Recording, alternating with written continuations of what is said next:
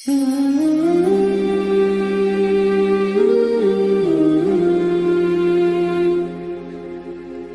اللہ الرحمن الرحیم. محترم ناظرین، السلام علیکم ورحمۃ اللہ.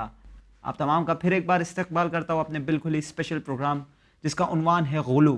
جی ہاں، گزشتہ ایپیسوڈ میں ہم نے جانا کہ جو غلو کرتے ہیں یعنی غالی اور مفوضہ، ان کے بنیادی عقائد کیا ہے، کس طرح سے یہ اہل بیت کی تعلیمات کے مخالف قدم بڑھاتے ہیں. یہ سب چیزیں ہم نے گزشتہ ایپیسوڈ میں جانا. آئیے اس موضوع پر مزید گفتگو کرنے کے لیے اس وقت ہمارے ساتھ چینل ون کے اسٹوڈیو میں موجود ہے حجت الاسلام والمسلمین عالی جناب مولانا علی عباس خان صاحب قبلہ. آئیے ہم ان کا استقبال کرتے ہیں. السلام علیکم آقا. وعلیکم السلام ورحمۃ اللہ وبرکاتہ. کیسے آپ؟ الحمدللہ. سب سے پہلے تو ہم یہ کہنا چاہیں گے کہ جو بنیادی عقائد ہے غالی اور مفوضہ کے، ہم شکر گزار ہیں آپ نے جو ہے اپنا وقت نکالا اور ان ڈاؤٹس کو کلیئر کیا تاکہ ہمارے ویورز جو خصوصاً نوجوان ہیں ان کے عقائد درست ہو انشاءاللہ. اب میں کہنا چاہوں گا کیونکہ ہم حدیث ثقلین کے ماننے والے ہیں، انی تارکم فیکم الثقلین کتاب اللہ عز و جل و اہل البیت اطرتی، تو ہم آیات اور روایات دونوں کو ساتھ لے کر چلتے ہیں. تو کس طرح سے قرآن مجید کی آیات نے اور اہل بیت کی روایات نے اس عقیدے کی مخالفت کی ہے؟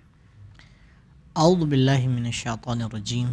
بسم اللہ الرحمن الرحیم. الحمد للہ رب العالمین وصلی اللہ علی محمد و اہل بیتہ العطیبین الاطہرین واللعنۃ الدائمۃ علی اعدائہم اجمعین. اللہم عجل لولیک الفرج. شاید میرے ناظرین کو یاد ہوگا کہ میں نے پہلے ایپیسوڈ میں اس بات کی طرف اشارہ کیا تھا کہ دین کو بنانے کی کوشش مت کریں، جی، بلکہ دین ہمارا دین کامل ہے اور غدیر میں وہ پائے تکمیل تک پہنچ چکا ہے. الیوم اکملت لکم دینکم.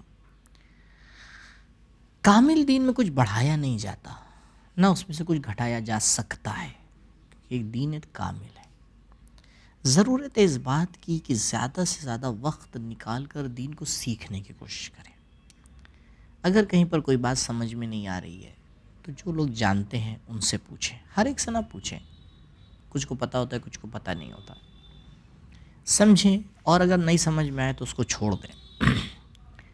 غلو اور تفویض یہ جو مسائل ہیں، یہ قرآن نے بھی اس کی طرف اشارہ کیا ہے، اہل بیت علیہم الصلاۃ والسلام نے بھی اشارہ کیا ہے. قرآن نے مسیحیوں کے بارے میں بھی اشارہ کیا ہے اور یہودیوں کے بارے میں بھی اشارہ کیا ہے. یہودیوں کے بارے میں قرآن کہتا ہے کہ ان لوگوں نے عزیر، جناب عزیر جو پیغمبر تھے خداوند متعال کے، ان کو اللہ کا بیٹا مان لیا. جی، ابن اللہ مانا.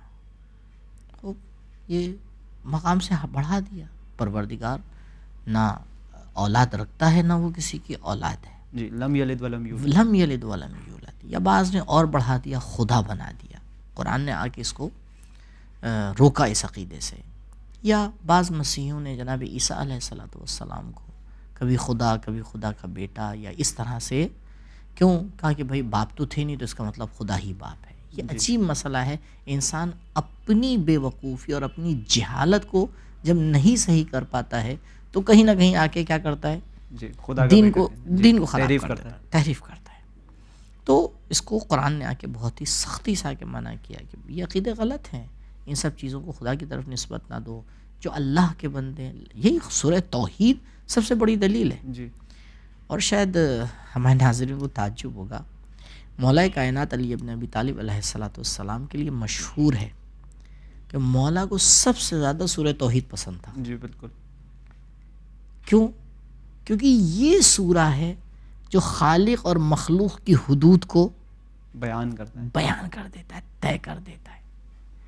اب کعبے میں پیدا ہونے والا، اسے تم کبھی خدا نہیں کہہ سکتے. جی، بالکل، کبھی نہیں کہہ سکتے. جی، یا تو اس بات پہ فخر نہ کرو کہ کعبے میں دیکھیں، انشاءاللہ ہمارے ناظرین کو، آپ کو بھی کعبے کی زیارت نصیب ہو، اور اگر جن لوگوں کو ہو گئی ہے دوبارہ نصیب ہو. زندہ معجزہ ایک آج بھی باقی ہے. جہاں سے دیوار کعبہ پھٹی تھی، جی، اور مسکرائی تھی دیوار، وہ نشان آج بھی باقی ہے. باقی ہے. تو بہت سے لوگ کہتے ہیں کہ یہ خدا نے اس لیے اس بات کو رکھا ہے کہ بھئی بہرحال مولا کی ایک فضیلت باقی رہے. بے شک اس لیے رکھا ہے، لیکن شاید اس کے اندر ایک پہلو اور بھی ہے. جی کون سا؟ خدا نے اس نشان کو اس لیے باقی رکھا ہے کہ ہمیں یاد رہے علی بندہ ہے، خدا نہیں ہے. ہم یہ کہہ سکتے ہیں علی اللہ کے گھر میں آیا ہے. گھر میں آیا ہے، جی اللہ بن کے نہیں آئے ہیں. بالکل. تو یہ سیدھی سی دلیل ہے. تو یہ جو ہم بعض اوقات آ کے بہک جاتے ہیں. خیر، تو یہ تو آیات کے حوالے سے. روایات کے حوالے سے 2-3 روایتیں میں ناظرین کی خدمت میں پیش کرتا ہوں. پہلی روایت امام جعفر صادق علیہ السلام سے، جس میں امام جعفر صادق علیہ السلام فرماتے ہیں کہ سب سے نزدیک وہ چیز جو انسان کو اس کے دین سے باہر کر دیتی ہے، اس کا غلو کرنے والوں کے ساتھ بیٹھنا. جی غلو کرنا نہیں، اس کے ساتھ بیٹھنا اور ان کی باتوں کو سننا ہے. یعنی ان کے ساتھ بیٹھنا اور ان کی باتوں کو سننا اور ان کی تصدیق اور تائید کرنا انسان کو دین سے باہر کر دیتا ہے، سیدھا اسلام سے خارج. پھر مولا فرماتے ہیں کہ میں نے اپنے باپ والد، انہی نے اپنے والد یہاں تک کہ رسول خدا صلی اللہ علیہ وسلم سے سنا کہ میری امت میں سے 2 گروہ ایسے ہیں جو کبھی اسلام میں نہیں آ پائے. جی ایک غلو کرنے والے، دوسرے قدریہ. جی. قدریہ ایک گروہ ہے، اس کو بھی بیچ میں نہیں لانا ہے. بہرحال غالیوں کا یہاں پہ ذکر ہوا ہے. دوسری روایت امام رضا علیہ السلام سے کہ مولا فرماتے ہیں کہ خدا لعنت کرے ان لوگوں کے اوپر جو ہمارے بارے میں غلو کرتے ہیں،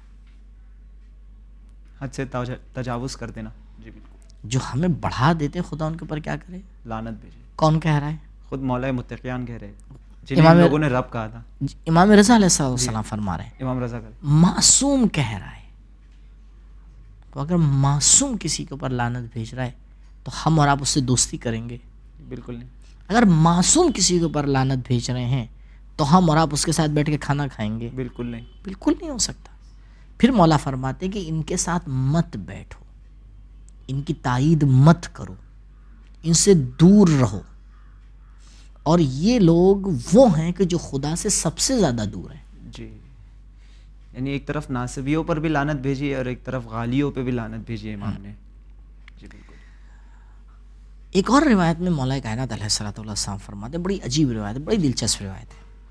مولا فرماتے ہیں کہ اگر مجھے غالی اور وہ لوگ جنہی نے میرے اوپر ظلم کیا ہے ان میں سے کسی ایک کو معاف کرنا پڑے تو میں جس نے میرے اوپر ظلم کیا اسے معاف کر دوں گا، غالی کو معاف نہیں کروں گا. جی یعنی مولا جو ہے اپنے دشمن کو معاف کر سکتے لیکن خدا کے دشمن کو معاف. پھر دلیل مولا نے یہی بیان کی. جی کہا جس نے میرے اوپر ظلم کیا اس نے ایک ظلم کیا ہے، میرے اوپر ظلم کیا ہے.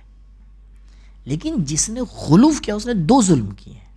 جی ایک تو ہمارے اوپر ظلم کیا، ہمیں اپنے مقام سے بڑھا دیا ہے. جی. دوسرا خدا پہ ظلم کیا، خدا کو اس کے مقام سے گرا دیا ہے. جی بالکل. تو وہ مولا فرماتے کہ جو میرے بارے میں آ کے ظلم کر رہا ہے ایک دفعہ ممکن ہے کہ میں اس کو معاف کر بھی دوں، اور معاف کر بھی دیا. جناب حور کو معاف کیا نہیں کیا؟ جی بالکل کر دیا.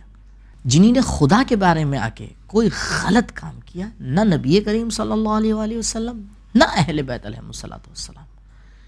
دیکھیں سیدھی سی بات ہے، جس کا خدا سے رشتہ نہیں، جی ہمارا اس سے رشتہ ہو سکتا ہے؟ قد ان نہیں، ہو ہی نہیں سکتا.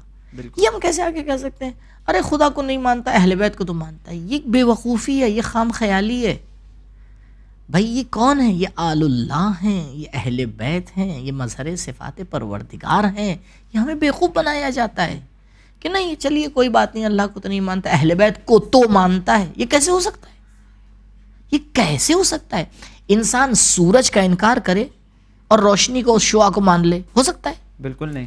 کہ بھائی دیکھیں میں سورج کو تو نہیں مانتا ہوں لیکن جو دھوپ آ رہی ہے اس کو مانتا ہوں. ارے تو بھائی تم اگر سورج کا انکار کرو تو دھوپ کو کیسے مان رہے ہو؟ ہمیں بیوقوف بنا رہے ہو. جی کیسے ہو سکتا ہے؟ یہ تو بالکل ویسے ہی ہو گیا جیسے ٹیچر کو مان رہے پر پرنسپل کو مان ہی نہیں رہے. ہاں یا نہیں. ہاں یہاں پہ ایک جملہ بہت اچھا لوگ کہتے ہیں کہتے ہیں ٹیچر کو مانیں گے، ٹیچر کی نہیں مانیں گے. بالکل صحیح.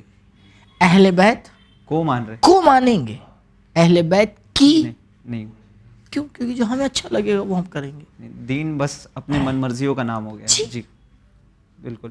اور یہاں پہ میں کہنا چاہوں گا، کیونکہ گزشتہ ایپیسوڈ میں آپ نے وسیلے کا تذکرہ کیا تھا، تو کس طرح سے اہل بیت سے جب ہم توسل کرتے ہیں اس وقت ہماری نیت میٹر کرتی ہے. دیکھیے میں آپ کی بات سے سہمت ہوں، بے شک ہماری نیت میٹر کرتی ہے، لیکن یہاں پر ایک بہت ہی حساس مسئلہ ہے جس کے اوپر غور کرنا چاہیے.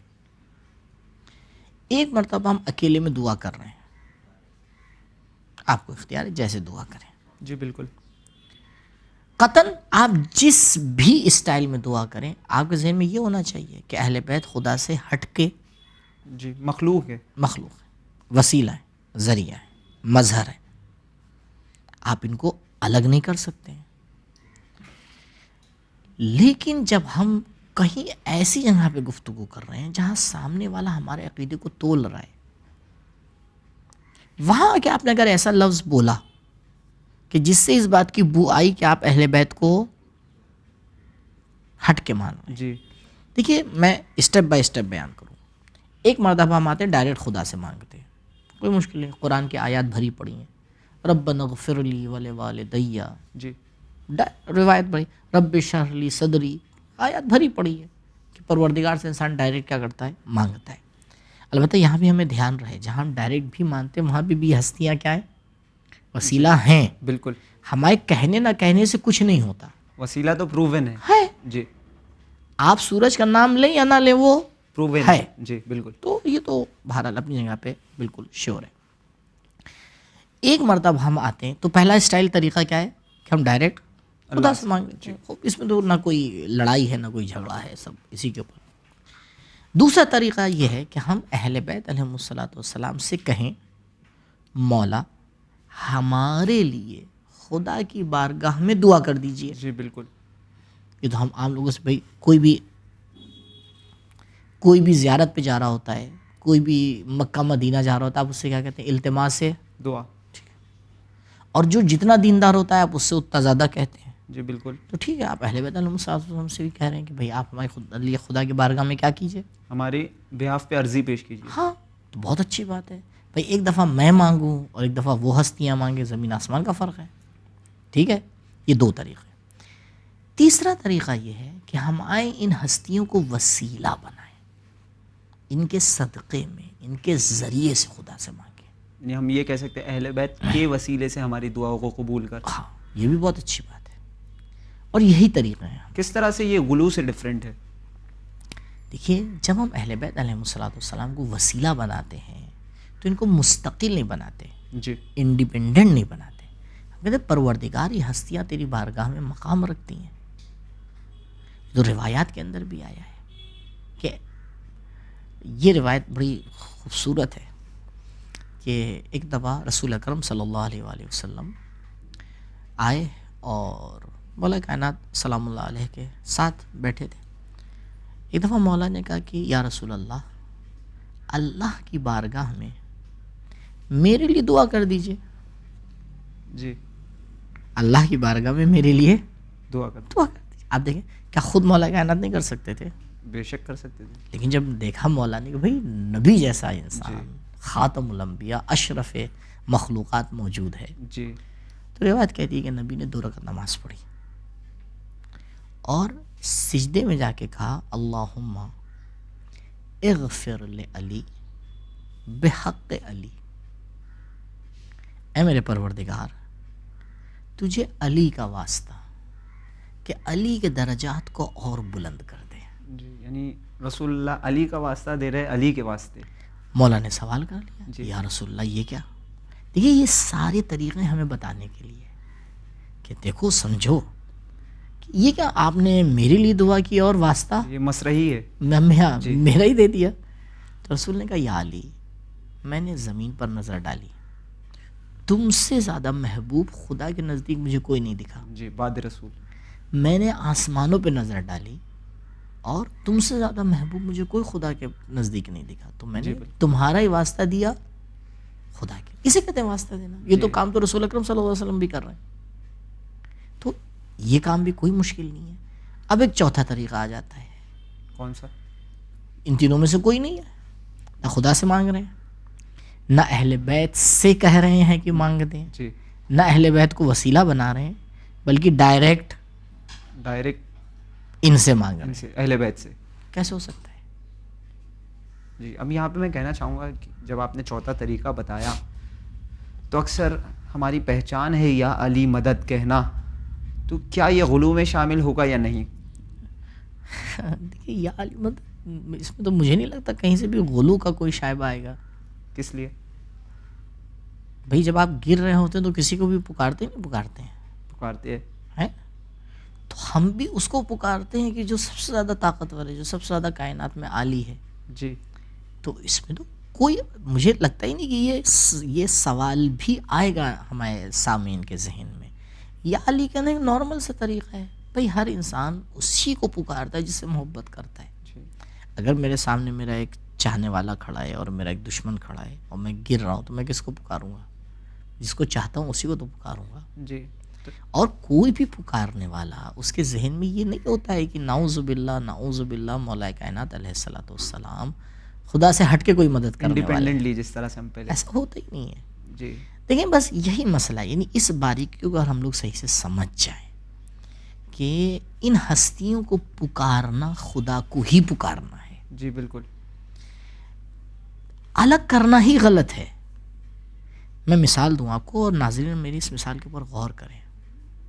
کیا سورج اور اس کی شعاع کو, اس کے نور کو ایک دوسرے سے الگ کیا جا سکتا ہے؟ بالکل نہیں. مثال کے طور پر آپ صبح اٹھے, آپ نے کہا بھائی دھوپ نکل آئی. پھر میں نے کہا آپ سے کہ اچھا, یعنی آپ کہنا چاہ رہے ہیں سورج نکل آیا. آپ مجھ سے لڑ سکتے ہیں, میں نے کب کہا سورج نکل آیا, میں تو کہہ رہا ہوں دھوپ نکلی ہے. اوبویسلی سورج نکل آیا ہے. یا آپ نے آ کے یہ کہا کہ بھائی سورج نکل آیا ہے, اس کا مطلب بھی دھوپ بھی نکل آئی یا نہیں آئی؟ بے شک. آپ ان دونوں کو ایک دوسرے سے جدا نہیں کر سکتے. لیکن یاد رہے, سورج ہے, دھوپ ہے, خورشید اور شمس ہے, شعاع ہے. جی. اگر ہم اس بیلنس کو برقرار کر کے اپنی دعاؤں کو مانگتے ہیں, صحیح. جی, یعنی دونوں الگ انڈیپینڈنٹ ہستی ہے اور ہم دونوں کے درمیان جو ہے ڈفرینشیٹ کرنا چاہیے. بالکل سمجھنا چاہیے. واجب ہے. جی. ممکن ہے, لیکن یہ ایسا ممکن ہے جو واجب سے الگ نہیں ہے کسی بھی چیز میں. کس معنی میں؟ کیونکہ اسی کے واسطے سے سارا فیض آ رہا ہے. جی. اسی کے ذریعے سے ساری دعائیں قبول ہو رہی ہیں. اب آپ چاہے کہیں زبان پر لے کے آئیں اس کا نام, چاہے اس کے زبان پر اس کا نام لے کے نہ آئے. جی. جس پوائنٹ کی طرف میں اشارہ کرنا چاہ رہا تھا وہ یہی تھا. لیکن جو ناسمجھ لوگ ہوتے ہیں وہ اس کو الگ نہیں کر پاتے. جی, اس کے درمیان ڈفرینشیٹ نہیں کر پاتے. جی, یہ آپ نے بہت ہی بہترین اگزامپل دیا سورج اور اس کی شعاعیں کا. جی.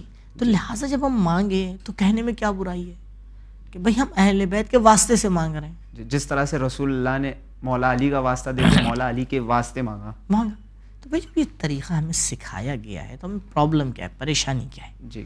جب ایک صحیح طریقہ ہمارے پاس موجود ہے تو ہم کیوں آتے ہیں کہ ایسے طریقے کی طرف جاتے ہیں کہ جو کنٹروورشل ہے, جس میں 10 باتیں نکلتی ہیں, 10 طریقے نکلتے ہیں. آپ تو کہہ کے چلے جاتے ہیں, اب سننے والا بیچارہ وہ پریشان. یہ کہہ رہے تھے, وہ کہتا ہے نہیں یہ کہہ رہے تھے. بھائی ہم کیوں ذہن میں عوام کے شبہات ڈالیں؟ جی بالکل. کیوں آ کے ایسی بات کہیں کہ ان کا ذہن پریشان ہو؟ کل کون جواب دے گا اگر کسی کا عقیدہ بگڑا تو؟ بالکل. اور یہاں پہ میں کہنا چاہوں گا ایک اور ایک چیز جو کافی آپ کہہ سکتے ہیں ہمارے سماج میں عام ہو چکی ہے, وہ ہے روضہ مقدسات کے سامنے سجدہ کرنا. جب ہم نے پوچھا ان سے کہ آپ کیوں سجدہ کرتے ہو تو کہتے ہیں شکرانے کا سجدہ ہے, تو کچھ لوگ کہتے ہیں تعظیمی سجدہ ہے. تو اس پر آپ کیا کہنا چاہو گے؟ دیکھیے یہ ایک دین کا مسئلہ ہے.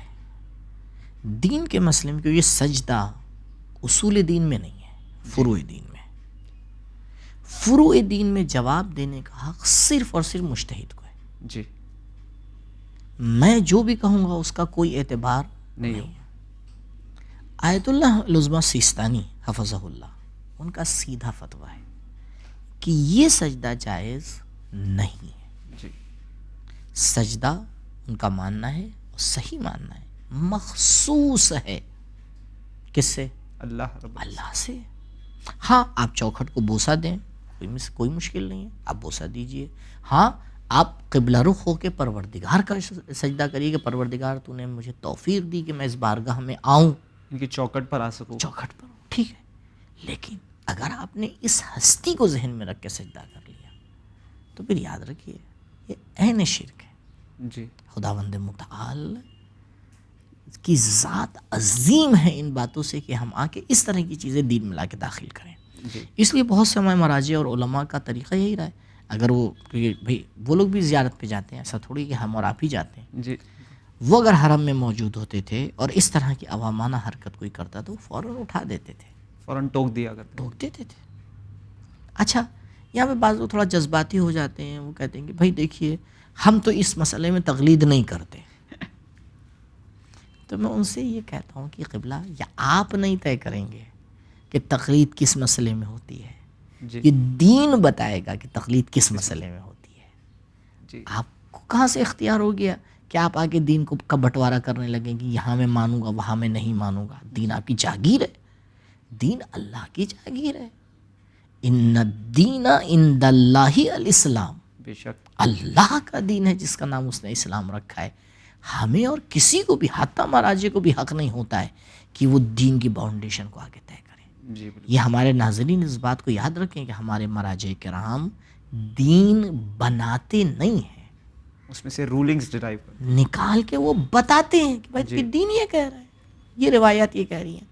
اور ہم لوگ کی مشکل یہ ہے کہ ہم نے ایک روایت پڑھ لی, ایک کوئی ٹرانسلیشن ہمیں مل گیا, ہم اسی کو پورا دین سمجھ لیتے ہیں, جبکہ تمام روایات کا مطالعہ کرنا پڑتا ہے, دیکھنا پڑتا ہے, پھر جا کے کہیں پہ ایک رزلٹ نکلتا ہے, تب جا کے آدمی آ کے بتاتا ہے کہ بھائی دین کا نظریہ کیا یہ ہے. جی, جبکہ وہ لوگ عربی کے بنیادی قوانین سے بھی واقف نہیں رہتے.